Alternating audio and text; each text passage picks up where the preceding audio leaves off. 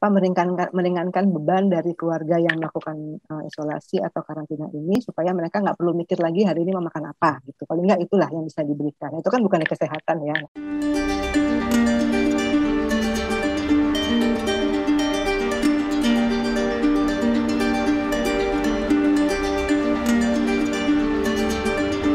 Assalamualaikum warahmatullahi wabarakatuh. Selamat pagi Sobat PKMK, pemirsa dan pendengar podcast dimanapun Anda berada. Berjumpa lagi dengan saya, Apoteker Gede Yulian, pada Bincang Kesehatan episode yang ke-9 ini, dengan judul atau mengambil topik telusur kontak erat atau tracing sebagai kunci awal ketahanan kesehatan di masa pandemi. Nah, semoga Anda selalu dalam keadaan sehat dan berbahagia. Ini merupakan bagian dari kanal pengetahuan sistem kesehatan yang dikembangkan oleh Pusat Kebijakan dan Manajemen Kesehatan atau PKMK FKKMK UGM bekerjasama dengan Knowledge Sector Initiative atau KSI. Anda juga dapat mengikuti perkembangan terbaru mengenai berbagai informasi lainnya terkait dengan reformasi sistem kesehatan pada website sistemkesehatan.net atau bencana-kesehatan.net. Pertama-tama kita akan menyapa narasumber kita pada pagi hari ini, yaitu Ibu Dr. Endang Budi Hastuti. Ibu Dr. Endang Budi Hastuti, beliau adalah koordinator penyakit infeksi emerging atau dulu kita kenal sebagai subdirektorat PIE ya, penyakit infeksi emerging dari Direktorat Surveillance dan Karantina Kesehatan Dirjen P2P Kementerian Kesehatan Republik Indonesia. Selamat pagi Ibu Dr. Endang Budi. Terima kasih atas kesediaannya Bu Dr. Endang Budi sebagai dulu namanya Kasubdit. Kalau sekarang ini koordinator ya Bu, koordinator Ya, penyakit infeksi emerging. betul. Koordinator substansi penyakit infeksi emerging. Oh ya, baik. Betul. Koordinator substansi penyakit infeksi emerging dari Direktorat Surveillance dan Karantina Kesehatan SKK Ditjen P2P Kementerian Kesehatan. Ya, Baik betul. Bu, boleh kita masuk ke dalam substansi wawancaranya ya Bu. Saya Ya, silakan. akan menyampaikan bahwa dalam penanganan pandemi selama hampir 2 tahun ini Bu di Indonesia, para epidemiologis ini selalu menyampaikan pengendalian sejatinya dimulai dari hulu. Nah, yaitu 3T ya kan. Terus sangat gencar sekali. Tracing, kemudian testing dan treatment, terutamanya tracing dan testing. Nah, tapi sepertinya kalau di awal pandemi itu kapasitas tracingnya itu sangat kurang ya Bu ya. Itu kenapa begitu Bu? Mohon izin mungkin bisa disampaikan. Ya, sebetulnya kegiatan tracing atau pelacakan kontak itu bukan sesuatu yang baru. Ya, makanya betul para ahli epidemiologi itu menyampaikan bahwa untuk penanggulangan pandemi ataupun epidemi atau penyakit menular yang lainnya pun itu pelacakan kontak itu merupakan kunci sebetulnya. Karena dengan pelacakan kontak ini kita berupaya untuk mencari orang-orang yang pernah berkontak atau pernah melakukan aktivitas bersama dengan kasus yang terkonfirmasi ini, gitu ya. Harapannya kalau kita udah ketemu orang-orang yang kontak dengan kasus terkonfirmasi ini, kemudian kita juga segera melakukan tes, lalu segera mengkarantina juga kontak erat ini, mereka tidak, jika mereka ternyata tertular juga, mereka tidak menular lagi ke orang lain, gitu. Terbayang ya, jadi ini kenapa kita selalu bilang pelacakan kontak ini merupakan kunci dari pemutusan rantai penularan. Karena begitu mereka diketemukan, kemudian mereka lalu dikarantina untuk sementara waktu, mereka kan tidak ketemu dengan orang lain lagi, sehingga orang ini tidak akan menularkan ke orang lain. Nah, sebetulnya kegiatan ini dari sebelum ada pandemi COVID pun sudah dilakukan, gitu. Seperti yang kita lakukan kalau misalnya kita menemukan ada kasus TBC, kita akan mencari itu pasti siapa yang serumah dengan orang tersebut, kalau misalnya anak-anak siapa pengasuhnya, kemudian siapa orang yang ada di sekitarnya yang sehari-hari ketemu dan seterusnya. Kemudian juga untuk penyakit campak, penyakit polio dan sebagainya. Nah, untuk COVID sendiri sebetulnya pada saat awal ditemukan kasus yang pertama kali itu justru menurut kami adalah kegiatan pelacakan kontak yang amat sangat baik karena betul-betul dicari kita betul-betul melakukan wawancara kepada kasus tersebut, gitu ya, menanyakan dalam waktu sekian hari sebelum dia itu muncul gejala atau sebelum dia itu terdiagnosis itu ketemu dengan siapa saja. kemana saja perginya, dan itu kita mendapatkan itu daftar kontak erat orang-orang yang disampaikan oleh si kasus tersebut, dan akhirnya bisa kita wawancara dan kita periksa, dan kemudian yang positif lalu kita lakukan treatment yang sama dengan kasus yang sebelumnya gitu. Namun memang dengan berjalannya waktu, kemudian juga kasusnya mulai banyak. Nah, inilah kita mulai keteteran nih, petugasnya kurang ya, karena petugas pelacakan kontak itu kan selama ini adalah petugas di puskesmas yang memang sudah memahami tugasnya dalam melakukan pelacakan kontak. Ternyata dengan semakin banyaknya kasus, mulai kewalahan lah petugas puskesmas untuk melakukan pelacakan yang baik tadi ya, yang sampai dia bisa betul-betul mengetahui aktivitas perjalanan atau orang-orang yang ketemu dengan kasus tersebut. Nah, lalu memang agak terlambat waktu itu kita ya, awal itu memang agak terlambat sehingga pada kalau nggak salah bulan Oktober itu dari Satgas COVID-19 di BNPB kemudian mulai merekrut relawan-relawan yang bisa mendukung atau membantu tugas pelacakan petugas puskesmas ini gitu. Jadi memang waktu itu mungkin salah satunya juga karena kasus mulai meningkat dan juga ini kan penyakit baru ya, jadi orang juga mulai bingung nih, jadi ini harus mulai apa dulu nih gitu, walaupun sebenarnya sudah tahu bahwa kalau penyakit menular itu yang harus dilakukan adalah melacak, mencari kontak erat dari kasus konfirmasi tersebut gitu Mas. Iya, luar biasa Bu, betul sekali Bu.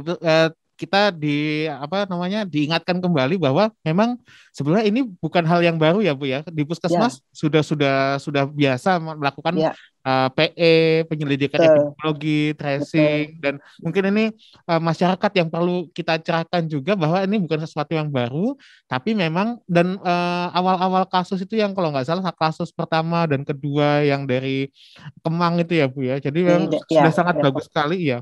betul, Eh, sudah sangat ideal sekali di tracingnya. Jadi ya, banyak, jadi sudah sesuai dengan standar. Namun tadi seperti Ibu sampaikan juga, begitu kasusnya mulai meningkat, nah ini kemudian mungkin kapasitasnya tidak seperti yang kapasitas normal.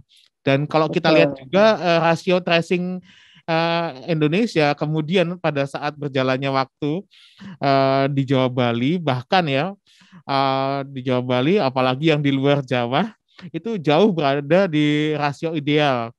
Nah, yang ditetapkan oleh Badan Kesehatan Dunia. Nah, ini kemudian tadi sudah Ibu sampaikan strateginya BNPB Satgas COVID-19 ya. mengeluarkan kebijakan untuk rekrutmen petugas tracing. Nah, kemudian apa saja Bu dari Kementerian Kesehatan untuk meningkatkan kapasitas yang lain mengenai tracing ini? Monggo Bu, silakan Bu. Ya, terkait tracing atau pelacakan kontak ini, kita sudah menyusun ya, menyusun Kemenkesnya ya, keputusan Menteri Kesehatannya. Kemudian kita juga punya pedoman eh, penanggulangan COVID-19, di mana dalamnya termasuk juga terkait kegiatan pelacakan kontak ini. Kemudian juga kita sudah membuatkan buku saku yang bisa mudah dibaca oleh petugas, sehingga petugas memahami apa yang harus dilakukan. Karena kan ini kalau orang petugas puskesmas pasti sudah paham apa yang akan dilakukan. Sementara kalau yang selain itu kita kan kemudian juga merekrut, selain yang kemarin BNPB merekrut tracer yang cukup banyak yang deploy ke beberapa kabupaten kota itu, kebanyakan, bahkan hampir semuanya itu mereka adalah berlatar belakang kesehatan gitu ya. Tapi tetap saja mereka harus tahu, mungkin agak ada yang spesifik nih untuk di COVID-19, sehingga mereka tetap harus mengacu pada pedoman tersebut dan juga bisa melihat di buku saku. Dan mereka juga ada pelatihannya waktu itu sebelum mereka mulai mengerjakan kegiatannya. Lalu juga kita ada aplikasi yang namanya Silacak ya, Sistem Informasi Pelacakan Kontak. Ini digunakan untuk mempermudah para petugas tracer tadi untuk melakukan penginputan data yang sudah mereka lakukan pelacakannya, lalu riwayat tesnya dan juga pemantauan selama karantina. Kemudian untuk SDM ya, selain yang direkrut oleh BNPB,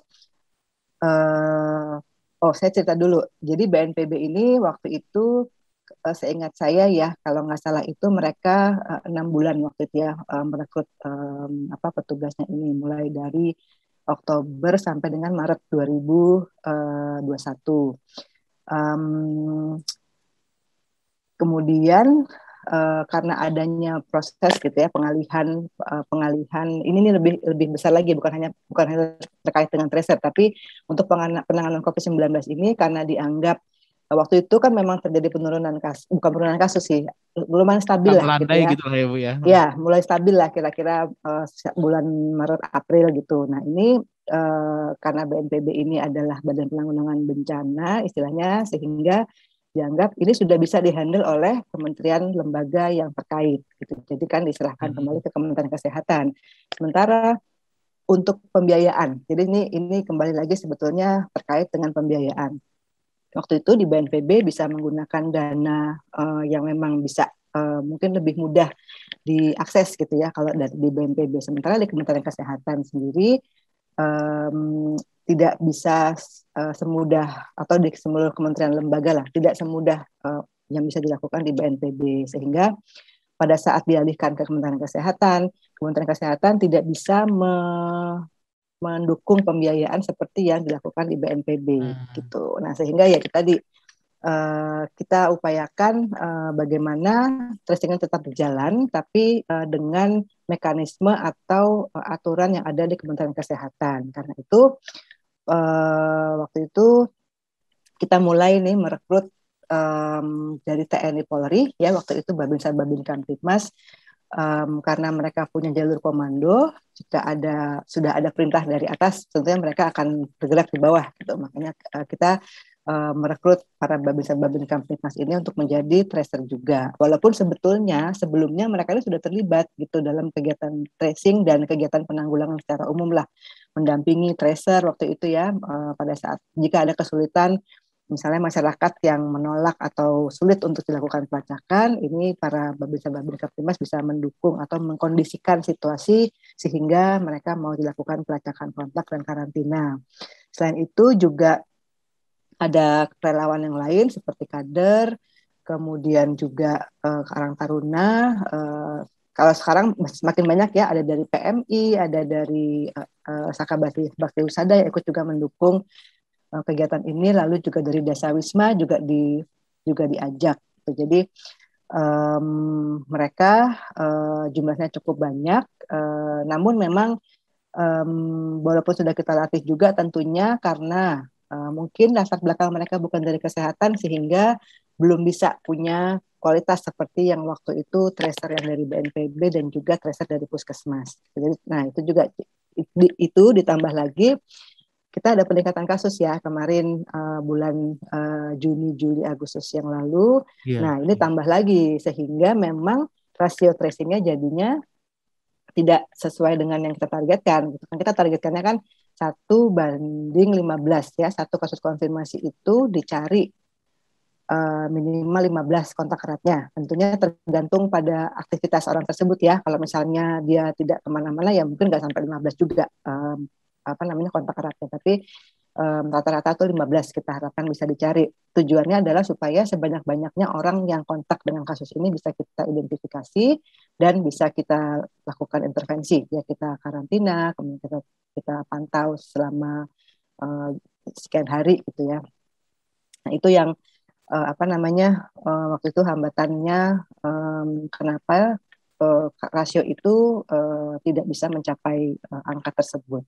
Selain SDM yang kualitasnya mungkin belum memenuhi standarnya, juga kekurangan SDM juga, sehingga tadi ya tidak sempat gitu mereka melakukan pelacakan yang baik, yang cukup banyak karena terjadi peningkatan kasus waktu itu. Gitu Mas. Iya, luar biasa sekali Bu. Tadi sudah dijelaskan tentang kolaborasinya satu lagi juga boleh. ya. Satu lagi boleh Mas. Silakan. Lupa tadi. Dan juga karena untuk pelacakan kontak ini kita menggunakan aplikasi Silacak ya. Sementara para tracer yang mungkin dari bukan latar belakang kesehatan atau yang relawan yang dari kader ataupun babinsa-babin Kamtibmas itu kebanyakan mungkin masih gaptek ya. Jadi mereka tidak bisa melakukan penginputan data ke dalam aplikasi tersebut. Nah, ini juga salah satu gapnya itu tadi ya, penginputan data ke dalam aplikasi, walaupun akhirnya memang dibantu oleh petugas puskesmas yang akan melakukan penginputan. Saya lupa juga menyebutkan salah satu inovasi yang waktu itu dilakukan untuk pelacakan kontaknya adalah pelacakan secara online. Ya, itu waktu itu kita kerjasama dengan Kemendikbud. Di situ ada relawan COVID nasional yang merekrut mahasiswa-mahasiswa yang mau menjadi relawan untuk bisa melakukan pelacakan kontak secara online. Jadi mereka secara fisik tidak hadir di tempat tersebut, tapi bisa membantu untuk melakukan wawancara atau memantau dari jarak jauh gitu ya, melalui telepon ataupun melalui WhatsApp dan lain sebagainya. Dan juga mereka ini membantu penginputan data ke dalam aplikasi Silacak. Itu yang kita upayakan semaksimal mungkin supaya walaupun ada keterbatasan-keterbatasan, tapi pelacakan kontak tetap dilakukan dengan baik. Iya, Ya. betul Bu. Memang dinamikanya penanganan pandemi ini seperti itu ya Bu ya. Jadi memang ada pasang surutnya, ada naik turunnya, dan juga segala macam inovasi kalau bisa dilakukan. Tapi memang kadang pada saat bencana non alam seperti ini kendalanya adalah bencananya tidak kasat mata, dan ya seperti Ibu tadi bilang tadi, begitu melandai, udah nggak bencana nih, dikembalikan lagi ke KL terkait. Sementara ya kita tahu lah sendiri birokrasi di kementerian itu seperti apa, mungkin tidak ada jalur khusus seperti di BNPB dan lain sebagainya. Tapi sudah luar biasa sekali menurut saya inovasinya memang. Dan juga tadi Ibu sampaikan ini kembali lagi ke puskesmas juga untuk menangani menambah kapasitas tracing. Nah, ada advokasi khusus nggak Bu dari Kementerian Kesehatan ke pemerintah daerah, terutama bagaimana agar puskesmas ini dia meningkatkan kapasitas tracing-nya, Bu?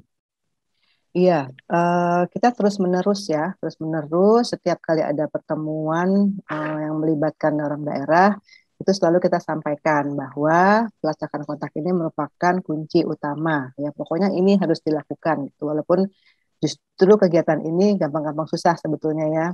Karena tadi kita berinteraksi dengan masyarakat, di mana masyarakat juga punya mungkin pemahaman dan juga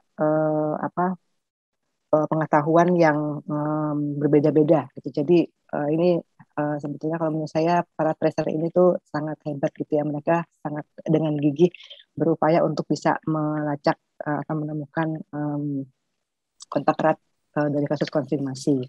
Nah, jadi setiap kali pertemuan itu kita selalu sampaikan hal ini merupakan sesuatu yang penting.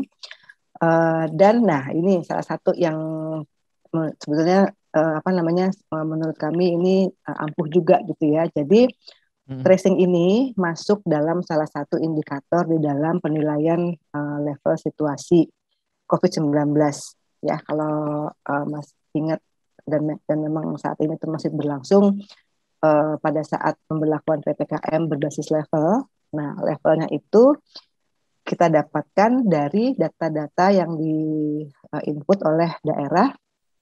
Ya, ada enam data yang di-input yang kita ambil dari aplikasi-aplikasi yang ada, dan itu yang kita analisa ya, dan dari indikator tersebut muncullah level-level tadi. Jadi ada 6. Yang pertama itu adalah jumlah kasus konfirmasinya, kemudian jumlah yang dirawat inap atau persentase yang dirawat inap, kemudian juga kematian itu untuk tingkat penularan di masyarakat.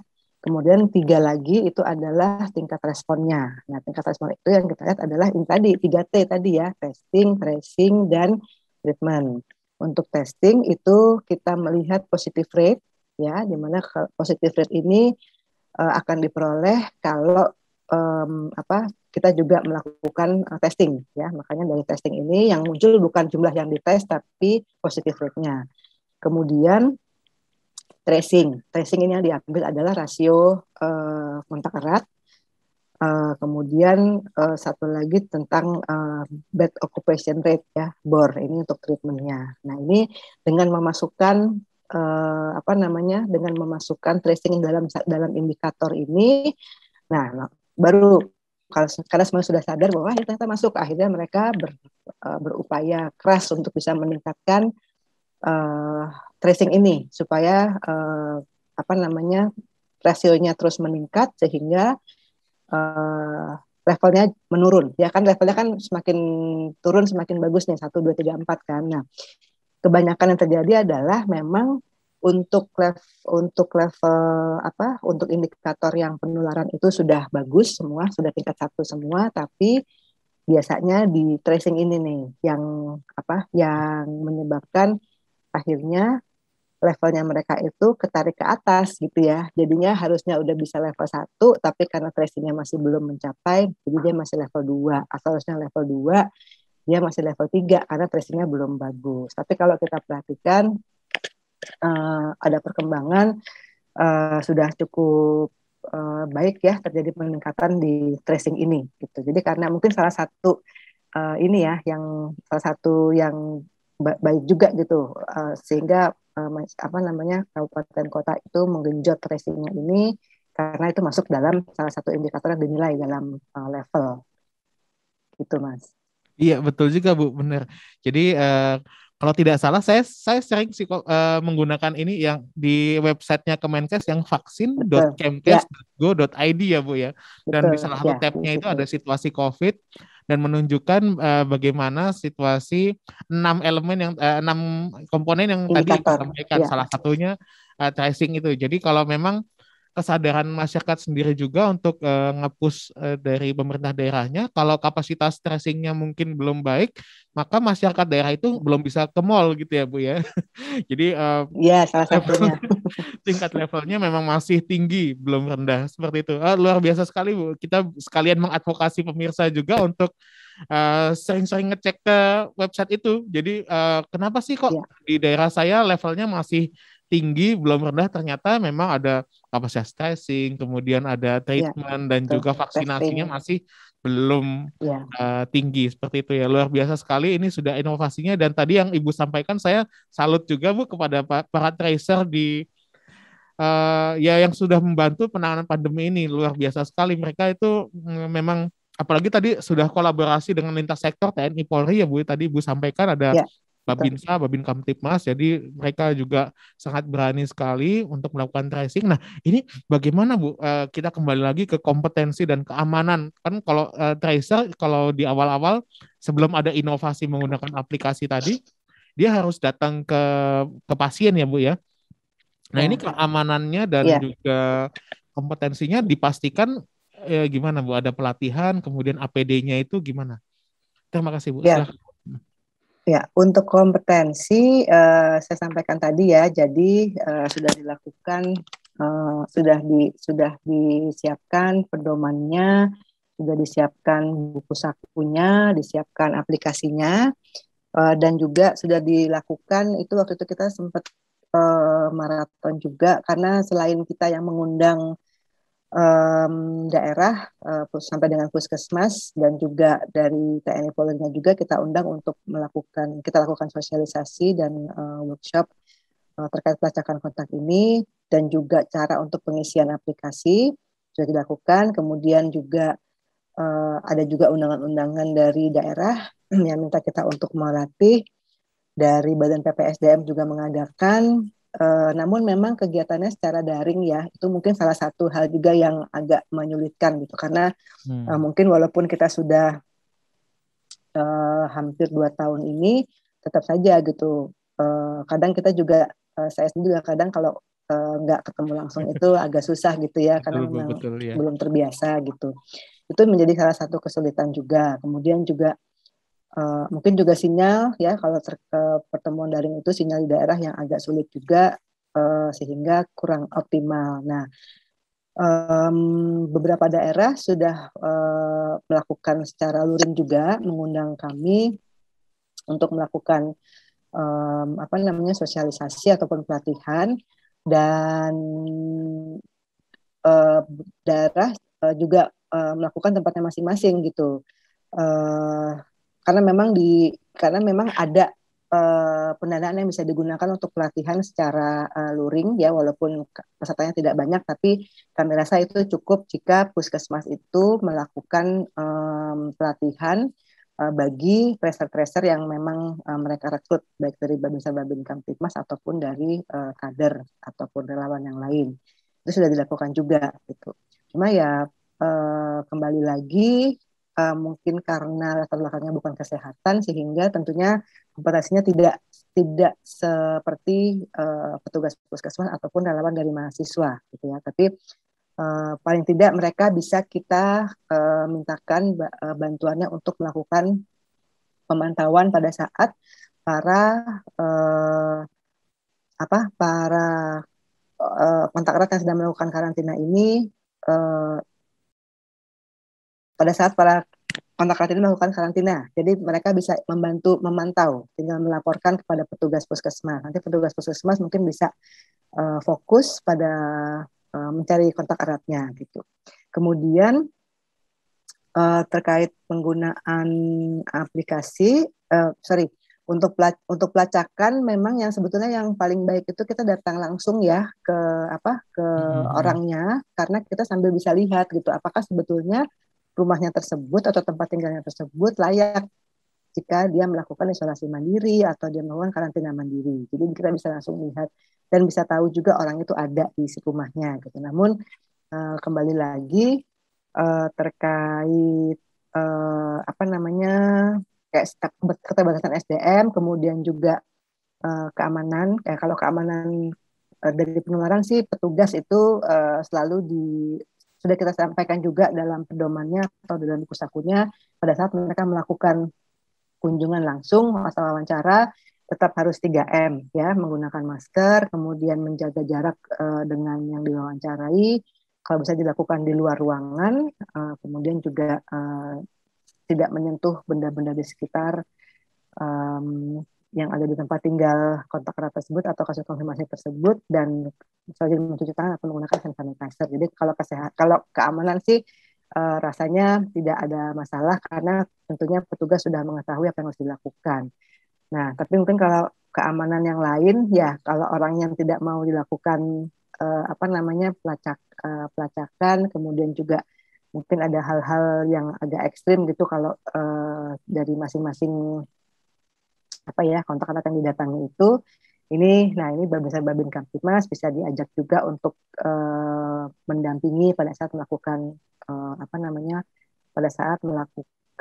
wawancara. Nah, kemudian kalau terkait aplikasi ya, apakah sudah dilakukan juga?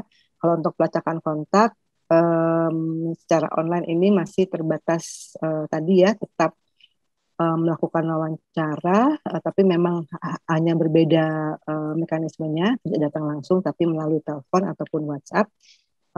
Kemudian sementara kalau yang saat ini ada aplikasi Peduli Lindungi itu yang mungkin bisa mendeteksi juga apabila ada seseorang yang ternyata melakukan kasus konfirmasi ataupun kontak erat, tetap akan ditindaklanjuti dengan wawancara yang konvensional ya, didatangi atau dihubungi melalui telepon atau WhatsApp gitu. Jadi sempat dulu sempat muncul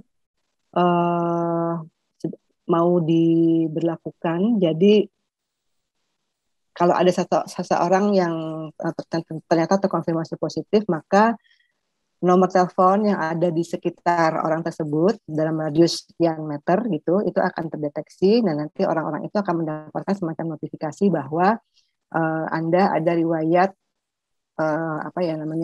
bertemu atau kontak dengan kasus konfirmasi. Sebaiknya Anda melakukan apa? Tapi itu tidak berjalan, gitu, tidak dilanjutkan gitu. Jadi untuk pelacakan kontak saat ini masih seperti itu ya, masih secara konvensional didatangi atau melalui online. Iya Bu, terima kasih Bu. Memang inovasi-inovasi seperti ini yang perlu kita Terus jalankan tadi sudah dijelaskan juga bagaimana kompetensi dan keamanan dari si tracer juga sudah dijamin dengan pelatihan-pelatihan dan tentu saja dengan pedoman dari revisi 1, 2, yang terakhir revisi 5 itu Ya, sudah sangat jelas sekali ya Bu ya. iya, Eh, dan inovasi tadi ya mungkin tidak seperti di negara tetangga yang Brunei dan Singapura kan memang dia punya aplikasi yang terpusat dan bagus seperti Peduli Lindungi. Tapi itu sudah sangat mumpuni sekali. Saya mau tanya sih Bu, sebetulnya ini di luar dari pertanyaan yang sudah kita siapkan.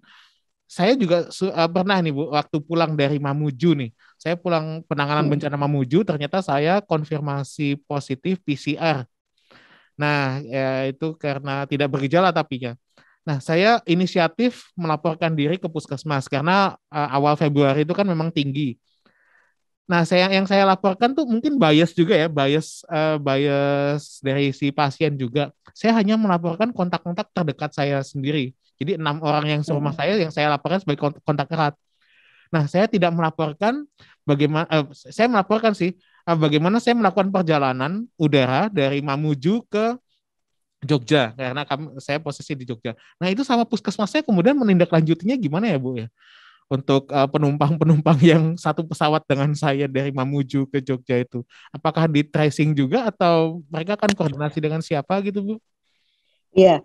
Nah, iya seharusnya kalau seperti itu memang apa namanya ada juga mekanisme untuk melacak selanjutnya gitu ya. Jadi begitu diketahui nanti petugas KKP itu akan meminta, saya lupa namanya apa ya, manifest ya kalau nggak salah ya, Oh manifest iya, penumpang manifest di penumpang. pesawat ya. Ya, nanti itu orang-orang yang duduk di depan, belakang, kanan dan kiri dari masnya untuk melakukan dicatat gitu ya, nama, kemudian NIK, kalau ada nomor teleponnya, nanti data ini akan disampaikan kepada alamat atau kepada, kalau tidak bisa langsung ke puskesmas mungkin ke dinas kabupaten kota dari alamat domisili orang-orang tersebut gitu. Misalnya tadi maksudnya baru pulang baru sampai Jogja gitu ya, nanti mungkin orang-orang yang di sekitar itu bisa bisa bisa diketahui domisilinya gitu ya, apakah mungkin di Bantul atau mungkin dari Mamuju datang datang ke Jogja gitu ya. Nanti dari situ diinfokan ke Dinkes masing-masing, Dinkes kabupaten kota masing-masing. Nanti dari sana akan menindaklanjuti sampai dengan ke puskesmas sesuai dengan alamat domisili. Tuh. Cuman memang yang jadi masalah kalau dia apa namanya, alamatnya tidak lengkap, misalnya dalam manifestnya itu, kemudian alamat yang dicantumkan adalah alamat KTP. Nah ini sering jadi gegeran ini Mas, kalau kejadian dia selama ini ya, udah dilaporkan, misalnya dia orang Mamuju, kemudian sedang kuliah di Jogja. Nah dia tidak mencantumkan alamat kosnya di Jogja misalnya, jadi alamatnya itu adalah alamat di Mamuju, disampaikan ke Mamuju, di sana dicari nggak ada, orangnya nggak ada di sini. Nah itu yang suka ribut terkait dengan kasus positif tuh Mas. Jadi penting itu Gitu ya Bu mencantumkan ya. alamat ya, sangat penting mencantumkan alamat domisili. Betul, betul, betul. Tapi memang itu contoh kasusnya Bu kemarin sih. Tapi kebetulan Iya. juga waktu saya naik pesawat itu sepi. Jadi memang sekeliling saya itu juga kosong karena saya juga Oh duduknya paling belakang. Ya iya kebetulan iya sih kalau enggak, tapi memang idealnya seperti itu. Baik Bu, ini yang terakhir betul. Bu, pertanyaan terakhir luar biasa sekali. Nah untuk kedepannya kan kita tidak berharap ya Bu ada pandemi lagi ya, apakah itu gelombang ketiga maupun keempat. Tapi ya bersiap-siap ke arah itu, mungkin penyakit-penyakit lain. Apa pelajaran yang bisa kita petik Bu dalam 1,5 tahun ini, terutama pada tracing dan testing atau kapasitas apa yang sebaiknya kita perbaiki ke depannya? Karena kalau kita lihat hasil JEE, IHR itu sepertinya sudah bagus, tapi begitu ada pandemi ini Kejadian seluruh dunia terguncang gagap semua ya. semua ya, iya. Iya, silakan Bu, bagaimana Iya, Bu? banyak sekali ya yang bisa kita peroleh dari pelajaran dari adanya pandemi ini gitu ya. Ternyata tidak ada negara yang siap untuk menghadapinya ya. Bahkan negara-negara maju, negara adidaya itu pun juga kewalahan ya, Amerika, Jepang, Australia dan sebagainya. Apalagi negara-negara yang mungkin kapasitasnya kurang baik. Nah, ya, hal yang beberapa poin yang bisa kita pelajari, kalau saya lihat ya, ini pertama adalah pencegahan itu penting ya, karena kita sudah lihat kalau dalam pencegahan kita ya, mulai dari 3M-nya, kemudian 3T-nya, kemudian dari cakupan vaksinasinya itu kurang baik. Contoh kemarin ya, Juni-Juli penumpukan kasus terjadi peningkatan kasus yang sangat tinggi, dan itu juga melumpuhkan sistem kesehatan yang ada ya. Semua rumah sakit kewalahan karena saking banyaknya pasien, bahkan banyak pasien yang tidak bisa dirawat dan akhirnya dirawat di rumah. Dan juga itu juga menyebabkan terjadinya kematian yang tinggi. Nah ini karenanya nih saat ini mumpung kasusnya sedang melandai, kasus sedang rendah, ini kita kita perbaiki terus gitu ya. Berupaya terus meningkatkan dari sisi pencegahannya. Dan ini juga terus-menerus tidak boleh bosan mengingatkan seluruh masyarakat. Ini sebenarnya titik justru kita harus hati-hati nih, karena kasus sudah turun, masyarakat sudah merasa mulai melakukan kegiatan yang lebih bebas ya dibandingkan sebelumnya, kantor sudah mulai masuk, pembelajaran sudah mulai tatap muka, kemudian tempat-tempat wisata, tempat-tempat umum sudah mulai ramai. Nah, orang kalau dari sisi ini secara psikologis mereka akan melihat, oh udah ramai kok, orang-orang sudah bisa aktivitas, berarti udah aman gitu. Nanti pelan-pelan mungkin jangan-jangan nanti mereka juga sudah mulai tidak menggunakan masker, tidak jaga jarak dan seterusnya. Nah, ini yang tidak mau kita hadapi lagi ya, nanti jangan sampai ada gelombang ketiga. Nah inilah makanya mumpung masih rendah, maka ini harusnya sekarang nih dari sisi Promkes terus harus melakukan promosi, edukasi ya ke seluruh masyarakat bahwa jangan lengah di saat ini dengan adanya kasus yang rendah. Kemudian pelibatan aktif masyarakat ya, ini dari awal juga seharusnya kita libatkan, seharusnya mereka menjadi subjek dari penanganan pandemi ini, karena kuncinya juga di masyarakat sebetulnya, di kita semua nih. Kalau kita melaksanakan protokol kesehatan dengan baik, harapannya pencegahan sudah bisa kita lakukan sehingga kasusnya tidak akan meningkat tinggi.